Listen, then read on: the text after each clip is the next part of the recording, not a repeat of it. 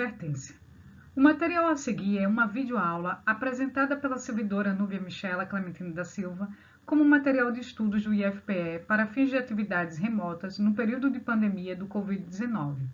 Seu uso, sua cópia e ou sua divulgação em parte ou no todo por quaisquer meios existentes somente poderá ser realizado mediante autorização expressa da servidora e do IFPE.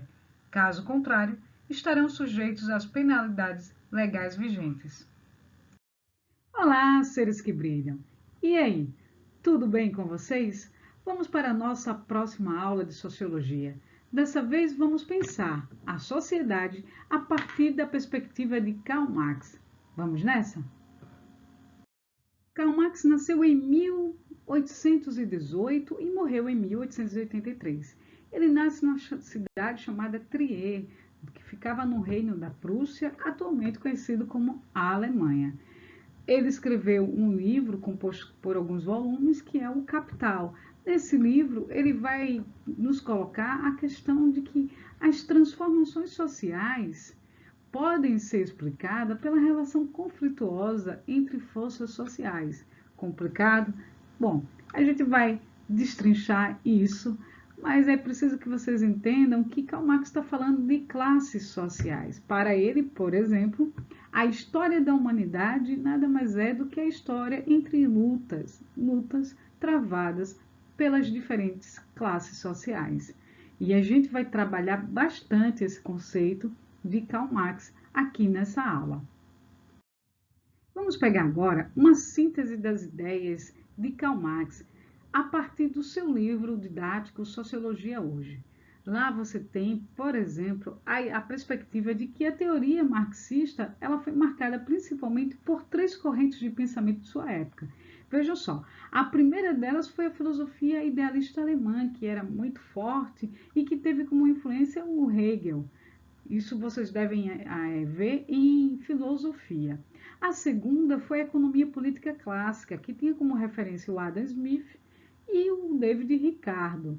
E por último, a terceira foi a historiografia socialista, que tinha entre seus principais nomes os franceses, o Saint-Simon, o Charles Fourier e o galês Robert Owen. Lembrando que esses autores costumam ser colocados como participantes daquilo que é visto como um socialismo utópico, já que é um socialismo que não visa, né, a destruição do capitalismo, ou não vai nas suas bases, né, na raiz do problema do capital.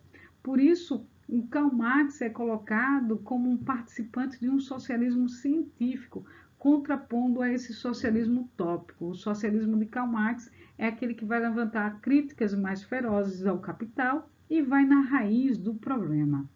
Além desses autores, há também o Friedrich Engels, que foi uma referência muito importante na vida de Karl Marx, inclusive vai ser um grande companheiro dele ao longo da sua trajetória intelectual. O Engels ele fez um livro chamado A Situação da Classe Trabalhadora na Inglaterra. E esse livro ele vai influenciar decisivamente Marx, sobretudo porque ele faz uma análise das condições concretas da vida do proletário inglês, esse que é bastante explorado, principalmente na primeira fase da Revolução Industrial e na segunda, essa fase que vai consolidar o capital e o aumento das riquezas dos burgueses, passa a aumentar as desigualdades sociais também. Então, o Engels, que é um industrial, né? Esse é o contraditório, porque Engels vem de uma família rica, mas mesmo assim, participando de uma família rica, ele não fecha os olhos para essas contradições do capitalismo. E junto com Marx, eles vão escrever obras bastante importantes para mostrar as desigualdades sociais e como a mão de obra do proletário é explorada.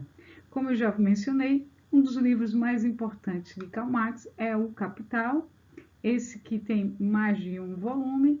Nessa obra, há aqui um destaque de que Marx expõe a lógica do processo de valorização do capital, isto é, como o capital, que significa o dinheiro, os recursos, se reproduz com base na exploração do trabalho.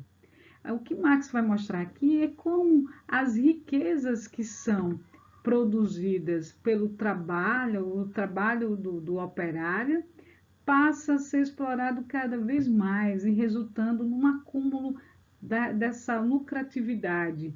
Isso mostra assim que o objetivo do capital, ao se reproduzir como uma relação social hegemônica, já que domina todo o cenário mundial, né, ele é de tentar ampliar sua dominação com base no aumento do lucro dos capitalistas.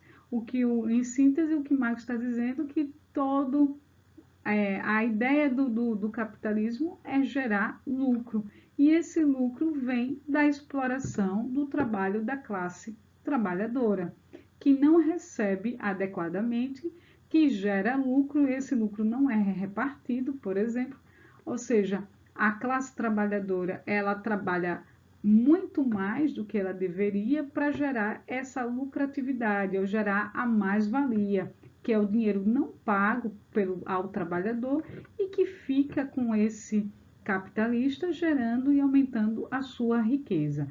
Essa é a base da crítica que está lá em Um Capital. Vamos entender melhor essa situação posta por Karl Marx. Vejam só, para ele, as sociedades elas se dividem em lutas de classe, como já foi mencionado. O que seria isso? Bom, essa divisão ela é fruto de um processo histórico de lutas em que um grupo social torna-se dominante e vai subjugar os interesses dos demais grupos. Ou seja, essa classe forte e dominante passa a mandar, né, a dominar, como a palavra mesmo coloca, os demais. E quem é essa classe para Marx é a burguesia. A burguesia que conseguiu derrotar a nobreza, vamos pegar ali a Revolução Francesa como um marcador importante, né, desse processo, mas esse processo de tomada de espaço da burguesia, ele aconteceu em várias sociedades. Então, ela derrota a nobreza, ela vai instaurar um novo tipo de sociedade, porque vai fortalecer o Estado-nação e, posteriormente, vai fortalecer a burocratização.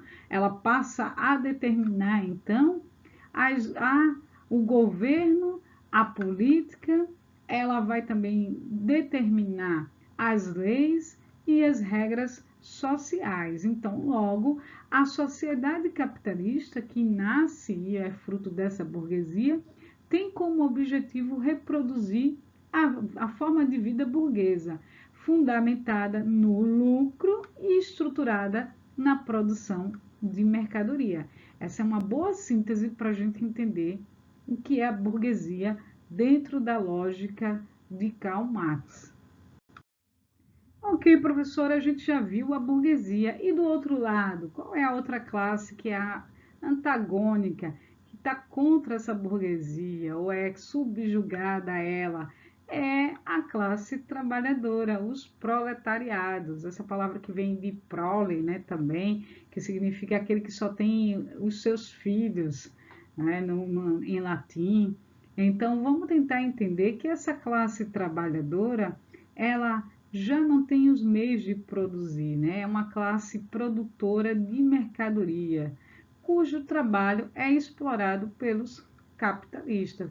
A classe trabalhadora ela não possui os meios de produção, ela vende sua força de trabalho. Isso significa, num exemplo bem rápido, quando a gente vê a transformação do trabalho ao longo do tempo, a gente vê que no passado, na Idade Média, as pessoas faziam um trabalho doméstico, elas tinham seus pequenos núcleos, os camponeses tinham ali a sua vaquinha, e da vaquinha produziam o leite, produziam o couro para algumas roupas, sapatos, você tinha uma produção sustentável ali naquele pequeno núcleo.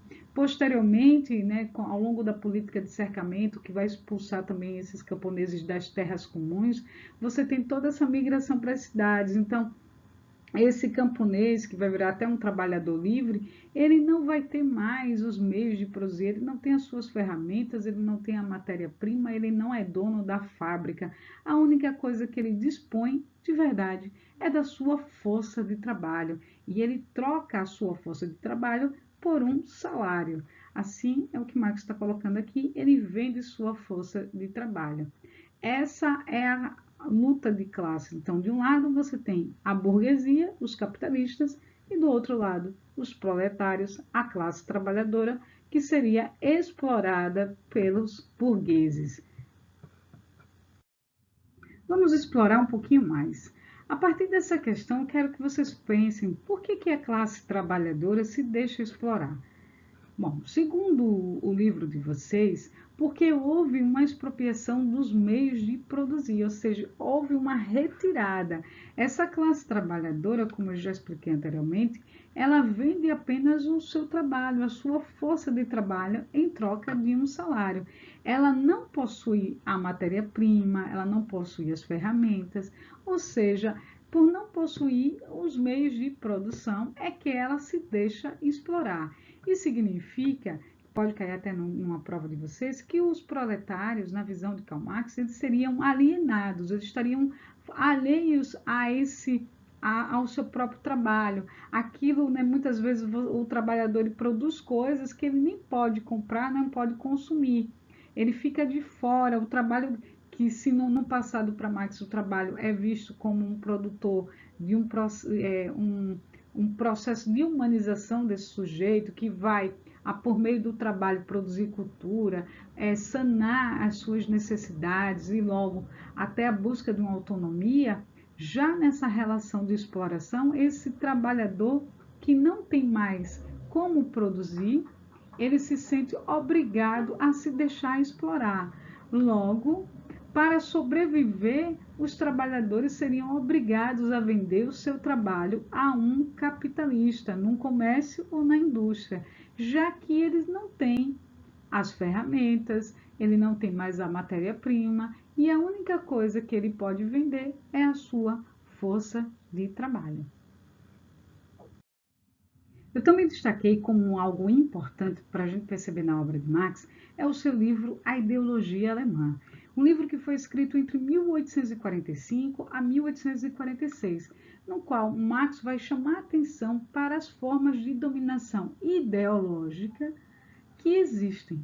Ou seja, para além de analisar o capital, a relação de exploração material que existe na sociedade, ele vai se voltar a entender os modos de vida e a ideologia que está por trás desse modo de vida. Então, para Marx, além de representar as formas de produção e reprodução das classes sociais, também é preciso perceber a expressão da ideologia. Logo, Marx vê que a ideologia de uma época social é a expressão da maneira como a classe dominante pensa a sociedade. Olha aqui que coisa importante. Para Marx, o modo de vida é tanto do ponto de vista material e intelectual, ele seria a imagem e a semelhança do modo de vida da classe dominante. Ou seja, nós, enquanto classe operária, enquanto os trabalhadores, nós estamos subjugados e condicionados à manutenção desse modo de vida que não é nosso, mas ele é um modo de vida valorizado ideologicamente pela classe dominante, que vai garantir a reprodução da sua ideologia, das suas ideias. O trabalhador ele passaria a ter até uma falsa consciência, né? Ele acha que vive a sua existência, ele acha que ele tem domínio sobre a sua própria vida, mas na verdade ele é uma classe que passa a reproduzir o modo de vida e a ideologia da burguesia. Assim, essas formas de dominação ideológica significam para Marx que o pensamento da classe dominante são também, em todas as épocas, os pensamentos dominantes, tá certo? Então, para a gente entender um pouquinho melhor, a gente vai avançando aqui pensando que essa classe capitalista, ela tem como ponto central de sua dominação reproduzir a exploração do trabalho. É isso mesmo. O que todo capitalista quer é garantir que haja uma exploração contínua do trabalho. E como é que se faz isso ao longo da história? Ao longo da história você vai ver que Quanto mais o trabalhador é controlado, maior é a sua produtividade e é também menor o seu poder político. É preciso que esse trabalhador ele não goste da política, que ele se desinteresse, que ele ache que a política é o lugar da corrupção, que ele não reconheça os seus direitos. É preciso que esse trabalhador ele tenha sempre que a ameaça de ser substituído por novas máquinas, por inovações tecnológicas, que vão garantir a destruição das suas bases. Tem uma frase muito boa aqui no seu livro que vai mostrar como, por exemplo, a substituição do trabalhador por uma máquina é uma iniciativa do capitalista para obter um número maior de mercadorias, aumentando a produtividade do trabalho. Então, quanto mais máquinas o capitalista coloca, mais ele aumenta a produtividade, e uma produtividade que não gera a repartição do lucro para esse trabalhador. E há um ponto que ele diz assim no seu livro, que é preciso que tudo mude para que nada se transforme. O que significa que esse trabalhador ele está sempre assustado com a produção de novas tecnologias e novas formas de organização do capital. Agora a gente tem a uberização, que é a precarização do trabalho, né, ainda cada vez mais, né, sem direitos, e depois lá na frente a gente vai discutir isso. Esse susto e que a classe trabalhadora está sempre assim tentando se formar, tentando correr atrás dessas próprias inovações para garantir o seu trabalho. Isso significa que ele, a partir desse medo constante, há uma manutenção da dominação ideológica e da exploração. Logo, a produção ela aumenta e com isso aumenta o lucro dos capitalistas a partir dessas novas tecnologias, desse renascimento constante do capital. E a gente sabe hoje que a gente está falando da indústria 4.0, né? E da necessidade de novos mercados, de novas matérias-primas e por aí vai, de uma nova formação intelectual desse trabalhador também, né? Intelectual, assim, entre aspas, né? No sentido de que é um trabalho do pensar, mas é mais da técnica. Esse trabalhador ele não pode nem ser crítico, né? Ele não pode ser capaz de se organizar através dos sindicatos. A gente tem um movimento total até de desmobilização das categorias sindicais, das classes, né, trabalhadoras em suas partições. Então, há todo um domínio ideológico que mantém e garante, por exemplo, o tópico 2, o controle dos capitalistas sobre a classe trabalhadora. Então, Marx está chamando a atenção da gente para essas formas de dominação ideológica que ainda se mantêm, mesmo que Marx esteja falando do século XIX, ao longo do século XX, início do século XXI, o capital ele vai reproduzindo os seus contraditórios, mas ele tem um movimento que ainda é muito semelhante ao que o Marx chamava a atenção no passado, tá certo? Assim, a sociedade seria, portanto, baseada em relações contraditórias que inspiram confrontos políticos originários da divisão social em classes. Como já mencionei, para Marx, toda a nossa história é baseada nessa luta de classes, e as classes dominantes tendem a manter o seu poder por meio dessa dominação, que é também ideológica. Portanto, vocês podem pegar mais informações no livro de vocês de Sociologia. Missão cumprida por hoje. Namastê, gratidão e até o nosso próximo encontro. Brilhem!